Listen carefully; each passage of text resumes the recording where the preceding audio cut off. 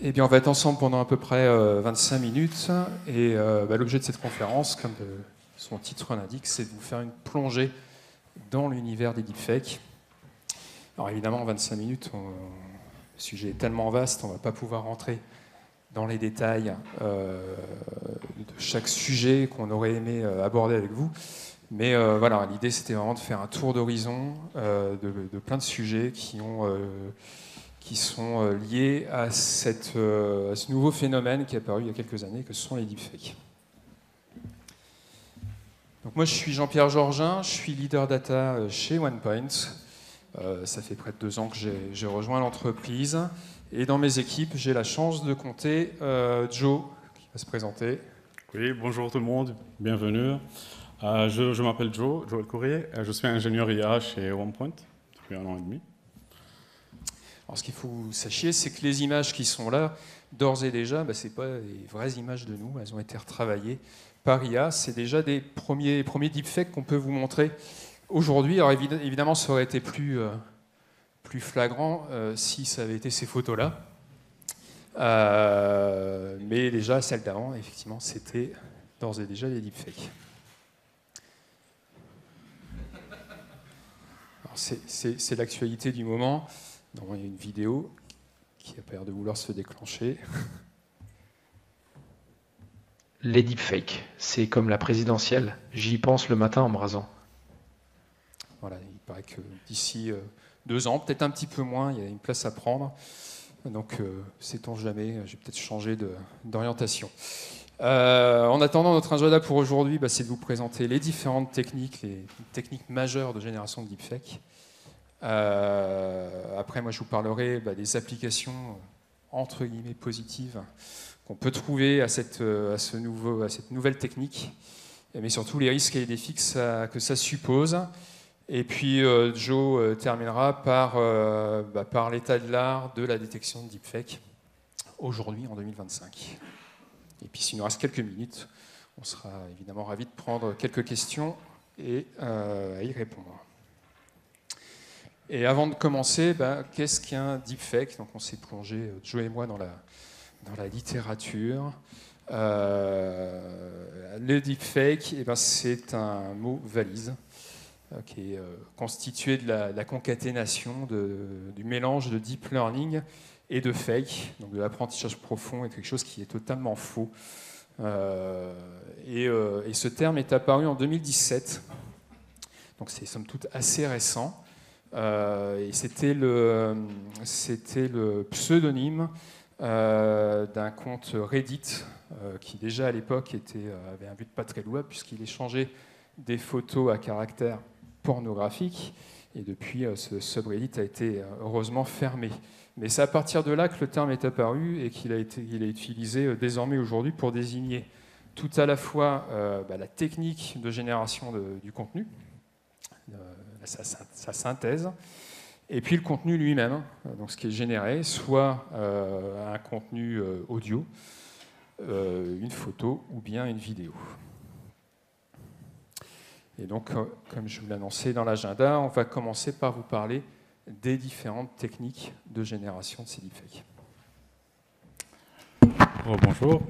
Tout d'abord, au début de deepfake, les techniques, c'était en fait très évident. Utiliser le auto-encoder ou le variation auto-encoder, où on essaie de compresser les images et à reconstruire ces images, et en faire un échantillonnage pour générer des caractéristiques spécifiques.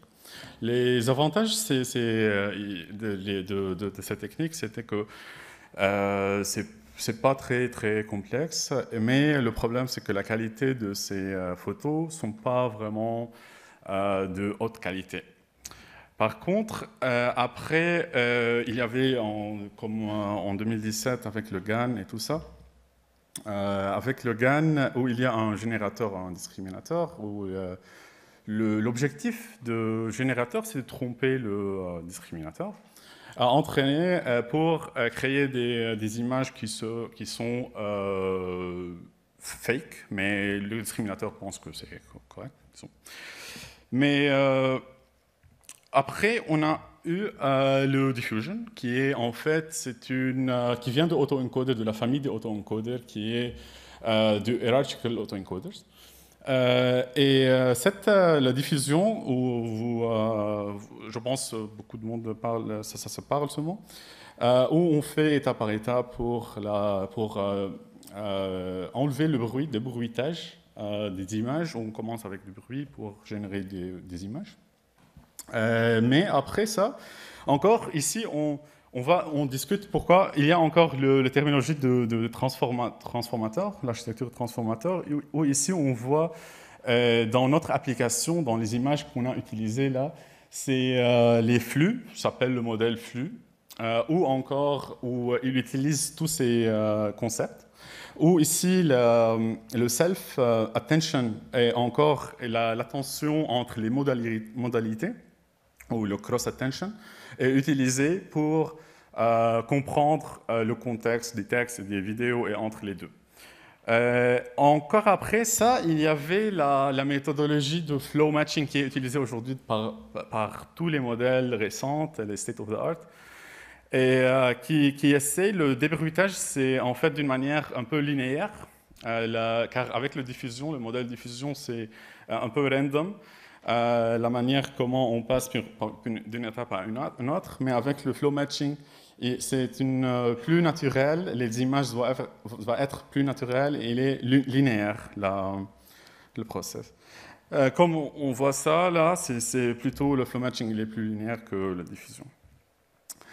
Alors, on voit ici, il y a beaucoup des applications, on peut dire, positives, dans le deepfake, même, et où il y a Jean-Pierre, il va nous parler de ça. Et encore, le deepfake, on voit avant qu'on commence, que le deepfake, il va créer de nouvelles opportunités, de nouveaux jobs ou opportunités pour de nouveaux boulots. Encore. Donc, effectivement, on va parler des applications positives et on a mis à dessein le terme positif entre guillemets, puisque se peut se poser quand même des questions éthiques sur les contenus qui ont été générés. Mais en tout cas, les applications qu'on va vous montrer là, elles n'ont pas pour but de tromper les personnes. Elles n'ont pas un caractère crapuleux ou frauduleux. Et un des premiers domaines d'application qui a émergé avec les deepfakes, c'est dans le domaine du divertissement et de la création. Je vous donne quelques exemples ici. Ça s'applique notamment au cinéma. On a le rajeunissement d'acteurs, comme ça a été le cas dans le dernier Indiana Jones, ou plus récemment encore dans le film Hier, Nos plus belles années de Robert Zemeckis avec Tom Hanks et j'ai oublié le nom de l'actrice, vous m'excuserez, Robin, qui jouait avec lui dans Forrest Gump, qui ont été rajeunis grâce à la technologie des deepfakes. On a même carrément des films dans lesquels ils ont été capables de ressusciter des acteurs disparus, comme ici Peter Cushing dans Rogue One. Alors là, on voit tout le côté positif, entre guillemets, puisque la famille n'était pas forcément d'accord avec le fait d'utiliser l'image de la personne défunte. Et Disney a été en procès avec la famille à ce sujet-là. Et puis, toujours dans le domaine de la création, on peut citer également le dernier clip de Snoop Dogg qui a été réalisé entièrement en IA. Donc la question éthique aussi, il n'y a plus besoin de personnes pour filmer le clip, d'acteurs pour intervenir avec Snoop Dogg. Tout est fait directement par IA. Autre domaine qui peut être, sur lequel les deepfakes peuvent être utilisés, c'est le domaine de l'éducation. Voilà, pour produire des contenus qui vont être plus parlants pour la nouvelle génération. Là, on voit l'exemple de Abraham Lincoln qui a été mis en situation, en tout cas en mouvement, par le site MyHeritage. On a également un exemple super intéressant qui est un film documentaire qui s'appelle « Nous, jeunesse d'Iran ». Qui parle des difficultés qu'ont les femmes dans ce pays-là. Et là, les visages qu'on voit à l'écran, tous été remplacés par des fakes, afin que les personnes qui qui témoignaient devant la caméra ne subissent pas de représailles. Autre exemple également qui est intéressant et sur lequel les deepfakes ont été utilisés, un discours de Robert Nixon, un vrai discours qui avait été préparé mais qui n'a jamais été dit, qui avait été préparé au cas où la mission Apollo 11 ne reviendrait pas sur Terre. Donc le document a été extrait des archives gouvernementales américaines et il y a une équipe qui s'est chargée de faire clamer ce discours par un faux Robert Nixon. Donc expérience somme toute intéressante et qui montre ce qui se serait dit si effectivement la mission n'était pas rentrée saine et sauf. Dans le même ordre d'idée, on a ici en France le journal Le Monde qui a également utilisé les deepfakes pour reproduire le discours de l'appel du 10 juin du général de Gaulle. Parce qu'il faut savoir que ce discours-là, celui que tout le monde connaît, et beaucoup de monde, sans doute parmi vous, l'a déjà entendu, il n'a pas été prononcé le 18 juin, il a été enregistré quelques jours plus tard à la BBC, et ce n'est pas tout à fait le discours original. Donc les journalistes du Monde avaient fait une enquête, etc., pour retrouver le discours original qu'ils ont retrouvé dans des notes d'espions allemands, pour le coup, ou autrichiens. Et ils ont utilisé la technique des deepfakes avec François Morel, l'acteur qui était chargé de le dire, pour reproduire l'authentique discours du général de Gaulle. Et puis encore un autre domaine dans le domaine de l'éducation, c'est la colorisation de contenu ou la mise en situation d'images d'archives. Encore une fois, un peu comme pour Abraham Lincoln, pour que ce soit un peu plus parlant et sympa pour les jeunes générations. Domaine de la santé également, ça peut être utilisé pour la génération de voix de synthèse, notamment pour les patients muets. Utilisé également dans le domaine de la thérapie par réalité virtuelle augmentée, pour faire face à des troubles obsessionnels compulsifs, à des phobies, à ce genre de choses. Et puis également dans le domaine de la reconstruction chirurgicale. Et dans le domaine de la communication, marketing, on a tout ce qui est traduction temps réel. Maintenant, on a des personnes qui parlent et les deepfakes sont capables de faire la traduction automatique en plusieurs langues de manière automatique. Les assistants VR pour tout ce qui est séminaire, formation. C'est aussi ça va en poupe, notamment une société qui s'appelle VR AI, dont la capture est ici représentée. Et puis dans le domaine purement marketing, on a Chanel également qui a utilisé les deepfakes pour la génération d'une application qui permet aux personnes qui souhaitent acheter un rouge à lèvres de voir ce que ça peut donner sur elles. En tout cas, tout ce marché-là, c'est un gros potentiel business. Aujourd'hui, on estime qu'en 2025, ça représentera un peu plus de 9 milliards de dollars.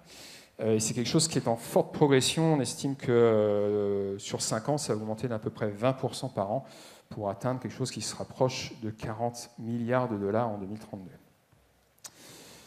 Mais face à ces applications positives, il ne faut pas se leurrer, les deepfakes, c'est aussi un énorme défi, parce que ça représente pas mal de risques pour nous particuliers et aussi pour les entreprises. Il faut savoir qu'en 2024, il y a eu donc une attaque, selon une étude qui a été menée utilisant ces technologies-là toutes les 5 minutes. Le contenu de deepfake, les contenus deepfake qui ont été générés entre début 2024 et 2025 a été multiplié par 9. Et de la même manière, les usurpations d'identité ont flambé, ont été multipliées par 5. Et dans le même temps, on estime que les personnes sont en mesure de détecter à peu près à hauteur de 62% des contenus totalement faux. Et ça peut descendre même en dessous de 25% pour des contenus de qualité sur lesquels vraiment il y aura un soin qui est tout particulier qui aura été apporté. Et dans le domaine de l'entreprise, il y a des études qui démontrent qu'en gros, il y a un manager sur 4 qui n'est pas tout à fait familier au deepfake, et ça, c'est vraiment inquiétant. En termes de risque, le premier d'entre eux, c'est la désinformation politique. Un des premiers exemples, c'est en 2018, Barack Obama qui a été utilisé pour faire dire, en tout cas on lui a fait dire des choses pas très louables à propos de Donald Trump. On a l'exemple bien connu de Zelensky qui appelait à déposer les armes un peu plus proche de nous, ça devait être en 2022 il me semble. les élections législatives en Slovaquie où un candidat, là c'est un impact direct sur les élections, le candidat socialiste a eu un deepfake qui a été diffusé avec sa propre voix, trafiqué bien sûr, où il disait vouloir truquer les élections. Ça a été démontré que ça a été faux, mais ça a eu vraiment un impact négatif sur sa campagne, et au final, il n'a pas été élu. Et puis en France, évidemment, on a des contenus qui sont mis en forme avec l'image du président de manière assez régulière. Là, c'est un exemple d'une députée écologiste qui avait utilisé l'image du président pour un film de propagande, même si elle disait à la fin du film que c'était un contenu totalement faux. Voilà, ça a été réalisé sans l'aval évidemment du président. L'atteinte à la vie privée, c'est un autre défi que supposent les deepfakes. Il y a beaucoup de célébrités qui en sont victimes. On a Taylor Swift évidemment aux États-Unis. En France, c'est Lena Situation dans le même style, souvent des deepfakes à caractère pornographique. Il y a eu des affaires dans le domaine un peu plus du commun des mortels, entre guillemets, l'université de Hong Kong, où il y a des étudiants qui ont mis en place, qui ont déployé des deepfakes de leurs camarades, pareil, sur des postures pas très avouables. Et même en France, une école dans la Manche qui a eu la même problématique. Sécurité et fraude, un autre défi. On a Tom Hanks qui a été victime de ça. Il appelait à souscrire des mutuelles pour des implants dentaires. Il y a eu les mêmes problématiques en France, jusqu'à la fameuse affaire du faux Brad Pitt, qui a aussi à soutirer, je crois, 800 000 € à une personne. On se demande comment c'est possible, mais ça l'est réellement. Un des vrais risques des deepfakes, c'est la fraude, ce qu'on appelle la fraude au PDG. Là, on a un exemple, c'est flagrant. C'est Joe qui m'a appelé, il a mis ma tête. Bon, il a de la barbe, on n'a pas tout à fait le même visage, mais c'est mon visage collé sur sa photo. Ça marche avec Teams, ça marche avec les conférences Google. Et il pourrait très bien prendre la tête de notre PDG, David Layani, et de demander à ce qu'une somme lui soit versée. S'il tombe sur quelqu'un de crédible, ça peut passer. Et donc ça apporte une vraie crise de confiance, tous ces défis. Et on est dans une situation où on ne sait plus forcément que croire. Il arrive que des fois des personnes fassent du déni de contenu et viennent à dire qu'un contenu est faux alors qu'il est totalement véridique. Ça a été l'exemple de Donald Trump. Il y a eu une vidéo qui a été mise en ligne par le The Lincoln Project, évidemment, qui était pas plutôt dans le sens de Donald Trump. Et la première réaction du président a été de dire que le contenu était fake alors que ce n'était pas du tout le cas. Et plus récemment en France, on a eu le même cas avec la fameuse vidéo du voyage officiel au Vietnam d'Emmanuel Macron, où la sortie de l'avion ne s'est pas très bien passée pour le président, et la première réaction de l'Élysée, c'est de dire « Attendez, c'est un contenu totalement fake ». Pas de chance, c'était bien vrai. Et donc, un des derniers défis qui est supposé par les deepfakes, c'est les défis juridiques. On a une législation qui n'est pas la même selon les pays. Tout à l'heure, je parlais de Hong Kong. C'est typiquement un pays où les choses ne sont pas clairement définies. Seule la diffusion du deepfake est punie, mais le fait de posséder un deepfake ou de le générer ne l'est pas. Néanmoins, en France, on a quand même tout un ensemble de dispositifs législatifs, le code pénal, le code civil, etc., auxquels il y a un ensemble d'infractions, je ne vais pas les détailler toutes, et des sanctions qui vont en face, qui sont loin d'être anodines. Donc on a quand même une réglementation sur laquelle on peut faire face à cette déferlante de deepfake. Et donc on en vient à la question finale, finalement, comment détecter les deepfakes et comment ne pas se faire avoir. Effectivement, on a des capacités humaines qui viennent de moins en moins suffisantes pour faire face à tout ça. On avait fait un petit exemple sur un atelier précédent avec le sélectionneur de l'équipe de France. Ici, il y a 10 photos qui sont représentées, 5 sont vraies, 5 sont fausses. Généralement, sur ce type de photos, dans les études qui ont été représentées, c'est l'ordre de 60% de réponses justes, donc 40% de taux d'erreur. Là, c'est des photos qu'on a générées nous-mêmes, donc c'est peut-être évident pour certaines personnes. Elles ne sont pas fine-tunées, mais quand on se donne les moyens, il y a possibilité de faire sans doute beaucoup mieux. Et Joe, un petit exemple sympa à vous faire part. C'était un test pour tester en fait les gens sur Instagram en société. En général, s'il y a la culture de dire que c'est peut-être un deepfake, j'ai fait un test, j'ai écrit sur mon modèle que j'ai fine-tuné, Joe as a man on Everest. Je vois, j'ai généré des photos, j'ai eu des likes. En vrai, si on regarde bien dans les photos, on voit que les doigts, il y a un truc perturbant, c'est pas correct. C'était une expérience. Alors, c'est quoi les challenges de deepfake? Les challenges de deepfake, on a le problème de généralisation. Ou, par exemple, il y a les outils de détection, ils sont entraînés ou ils accélèrent bien sur des cas d'usage, mais ils ne sont pas assez bien sur des autres cas d'usage. Par exemple, si l'outil de détection elle est préparée sur les photos qui sont générées par le modèle de GAN, par exemple, pas sur le modèle de flow matching où il y a, comme le flux ou autre. C'est une problématique. Encore, il y a le mesure anti-forensique. Les études, ils montrent qu'il y a un simple filtre qui peut dépasser tous les outils par 75%. Encore, manipulation localisée, où par exemple, il y a des vraies photos, des vraies vidéos, tout ça, où on manipule des parties, des spécifiques, des zones spécifiques dans les photos, dans les vidéos ou dans les audios. Et en fait, c'est un défi pour tous les outils de détection de deepfake. Et encore, il y a les problématiques des métriques ou les vulnérabilités. En fait, des métriques, ils cachent en fait les vraies problématiques, comme des métriques qui sont moyennes. Et c'est une problématique avec les métriques utilisées dans les benchmarks et tout ça. Alors, comme on a vu, il y a la méthode humaine de détection de deepfake et il y a les méthodes d'analyse forensique. Ici, on a testé l'audio de Jean-Pierre au début dans la vidéo et c'était généré avec Speechify.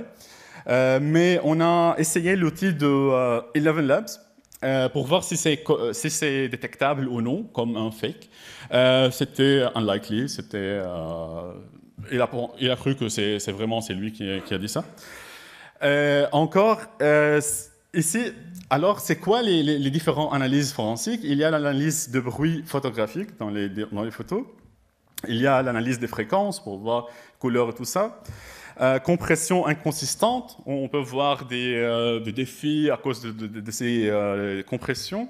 Il y a détection d'artefacts, comme on a vu dans l'image précédente. Encore, il y a détection d'incohérences biologiques, comme par exemple dans des vidéos, il y a des problématiques avec les clignements des yeux, les lèvres, tout ça.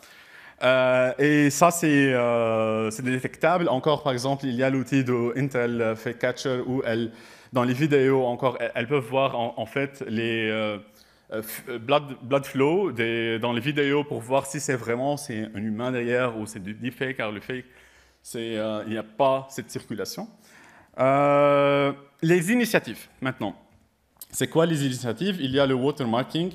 Elle n'est pas très utilisée, elle n'est pas très, disons, un outil qui peut vraiment nous protéger contre le deepfake, car c'est facile à effacer les watermarks des photos ou des vidéos. Blockchain, encore, c'est une technologie, mais le plus important, c'est le C2PA. C'est un standard qui est commencé avec Twitter dans le passé ou X, mais avec Elon Musk, ils ne sont pas dedans maintenant, et Adobe et New York Times. Et aujourd'hui, elle est adoptée par beaucoup, tous les Meta, Intel, Google, BBC, Amazon, et depuis 4 jours, France TV. C'est totalement récent. Et et ça encore, ça créait une opportunité d'avoir de la provenance par device, où on voit par exemple le Google Pixel 10 qui adopte dans leur nouveau téléphone le CDPA pour voir éditer de bout en bout, de bout en bout, toute l'historique de ces photos, de ces médias dedans. Et encore, il y a le programme entre BBC et Sony pour tous les vidéos ou les images professionnelles sur leur caméra de PXW Z300. Si c'est intéressant pour quelqu'un. Je pense qu'on va. Oui. On arrive au bout de notre créneau. Juste pour aller plus vite, en fait, il y a plusieurs. En résumé, il y a plusieurs outils pour détecter le deepfake, comme le GetReal, comme le Reality Defender, comme Origin Apollo. Encore, juste pour faire un résumé de notre expérience, ici on a utilisé le flux H100. Pour entraîner le modèle, on a utilisé 5 à 10 photos. Ça perturbe qu'on peut prendre les photos de n'importe quelle personne. Et on entraîne un modèle pour 1 euro, 2 euros, 2 balles, quelque chose comme ça. C'est pas trop. Et on peut générer des photos, chaque image, pour 0,036 euros par image. Et c'est vraiment perturbant, car c'est peu cher, c'est pas cher du tout. Il y a Speechify encore pour les audios, c'était utilisé là. Deep Life Cam, c'était utilisé en temps réel. Cet outil en temps réel et qui est vraiment perturbant, car open source, OpenCode, tout ça. Mais il y a le support, si quelqu'un veut supporter l'équipe pour 18 balles, 20 dollars en vrai. Et on a utilisé le WAN 2.1, un multitalk. Encore, on a utilisé le A100. Pour une vidéo de 5 secondes, c'était 4 secondes. On a approximativement c'est 15 centimes. C'est rien. Alors, nos recommandations dans un monde qui est en fait... on voit beaucoup le deepfake dans nos quotidiens. C'est très important d'équilibrer entre la méfiance et la confiance. Questionner les trucs. Prendre notre temps à réfléchir. Car encore, la vitesse, ça aide à la diffusion de la désinformation et le deepfake dans le monde. Rechercher de l'information croisée, tester, regarder, par exemple, pour les images, par image, ou des outils qui peuvent, pour croiser les informations, pour vérifier que ces informations sont correctes ou non. Contrôle multitouche, on peut utiliser comme les solutions précédentes, c'est sûr, avec notre vigilance pour être protégé. Et encore, on doit reconnaître que nous sommes biaisés comme humains et on aime voir les trucs qu'on a besoin de les voir ou qu'on a besoin de les entendre ou tout ça. Et c'est un défi chez nous, comme nous sommes des êtres humains. Et merci beaucoup. J'espère que vous avez appris quelque chose de cette présentation. Merci beaucoup.